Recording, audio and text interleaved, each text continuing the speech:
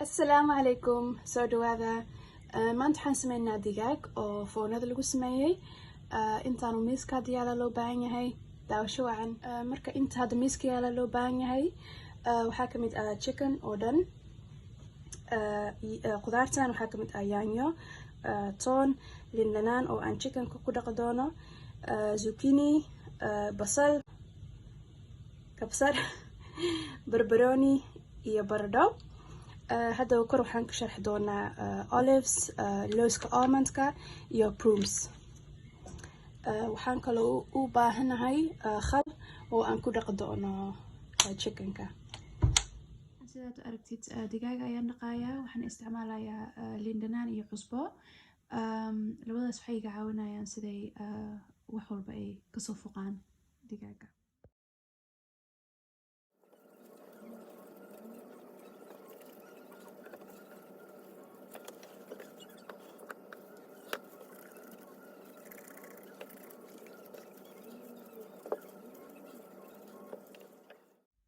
kadibna waxaan isticmaalayaa khal mindiyarna waan soo qaadanayaa waan ku xoqayaa marka ugu dambeysna marar badan ayaan biyo ku biyo raacinayaa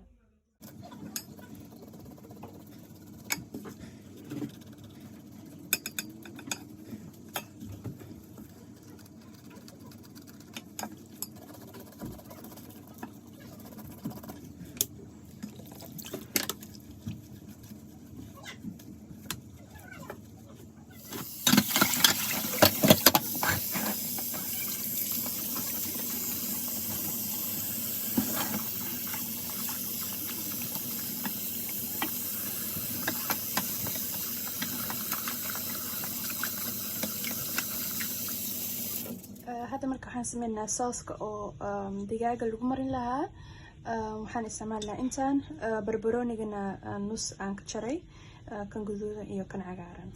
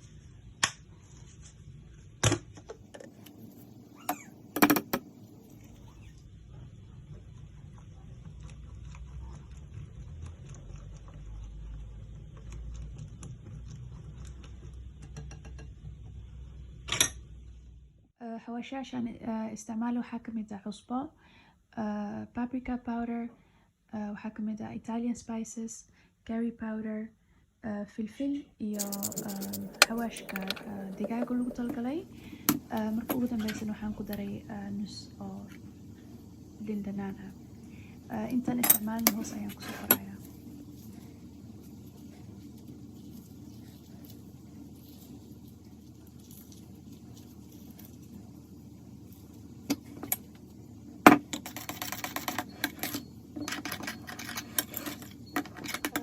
sameynaya sauce-kii aan sameynay chickenka marinayaa kadib bacdan aan ku ridaa bacda si fiican aan u xirayaa hal saac aan meel dhigayaa waxaa fiican hadda waqti ma hayo laakiin waxaa fiican inaad maalin ka hor aad sameysid oo farjeerka kugu jiro laakiin hadda waqti ma hayo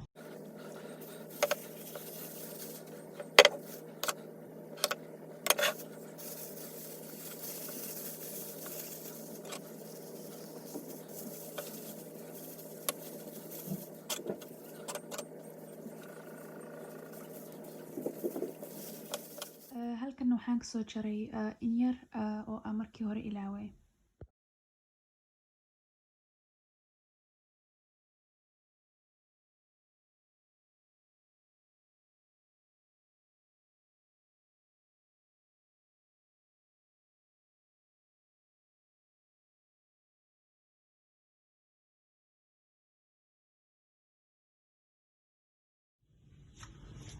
sorry anoo ogeyn ayuu kamaraaga iga damay. laakiin waxaan sameeyey un paprika ayaan ku daray hal qaado. sidaa darteed ayay i guduudatay. waxaan rabaa saaska adoo inay guduudato. hadda waxaa arkaya waxaan sameynayaa saaska soo haray ayaan chickenka sii gelinayaa.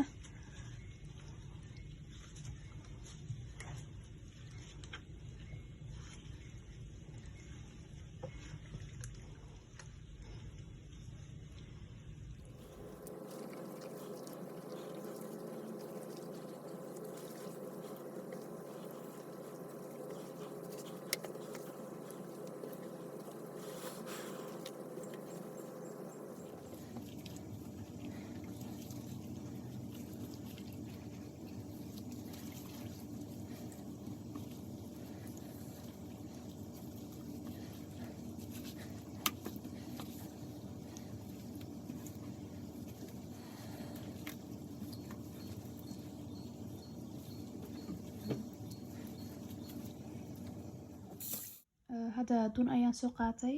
lugaha sidaan u xiro. haddow sidayna u kala bixin.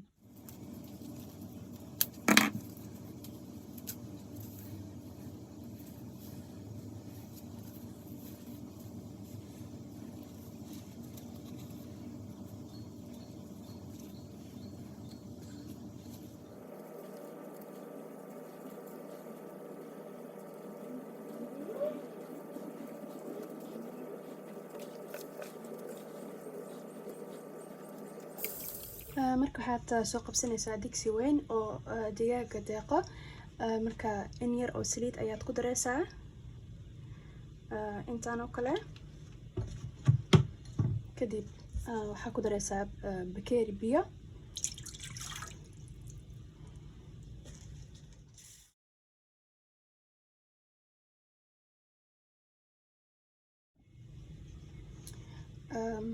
marka waxaan ku ridayaa baradhada.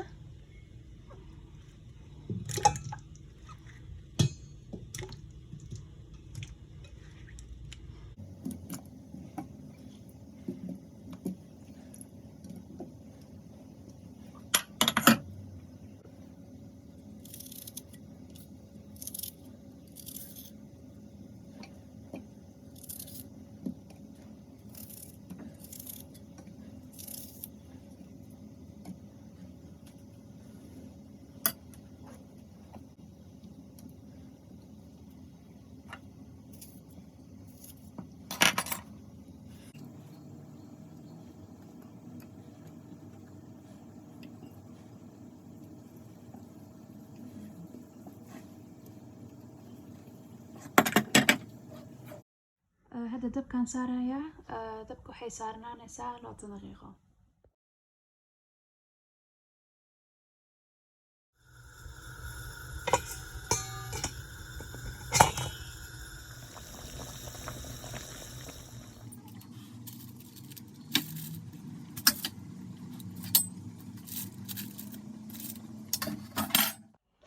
dabka markaan kasoo saaray waxaan mariyay butter subag.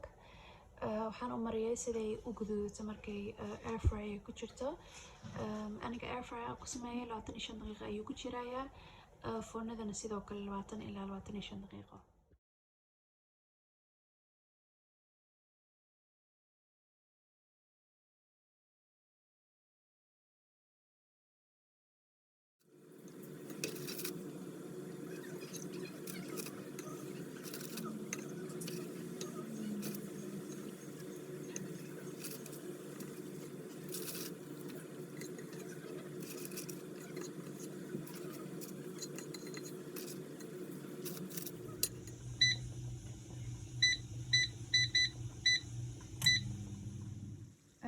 digaaga iyo qudaarta markaad dabka ka saartid sooska soo harayo daboolka markaas waad ka saareysaa sidii sooska u adkaado.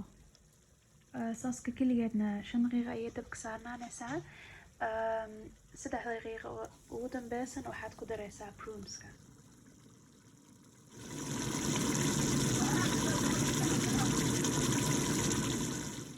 halkan waxaan rabaa looska inaa diirkeeda ka qaado.